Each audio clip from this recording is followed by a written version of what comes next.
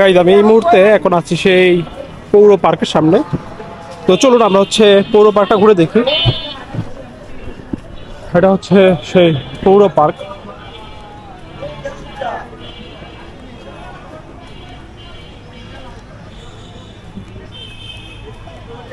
আর এই পার্কটা মূলত আপনি এখন যে পুকুরটা দেখতে পাচ্ছেন, এটাকে কেন্দ্র করেই আসলে তৈরি হয়। আর এটাকে আসলে দেওয়া হয়েছিল এই এলাকার যে মানুষজন তাদের চিত্ত বিনোদনের জন্য। তখনকার যেই আপনার জমিদার ছিল, জমিদারের নাম ছিল গোবিন্দলাল রায়। সে 1 একর 1.7 একর জমি, সে জমি এটা দান করে এই পার্কের জন্য, এবং সেটার উপরই কিন্তু এখন বর্তমানে এই পার্কটা আসলে আছে।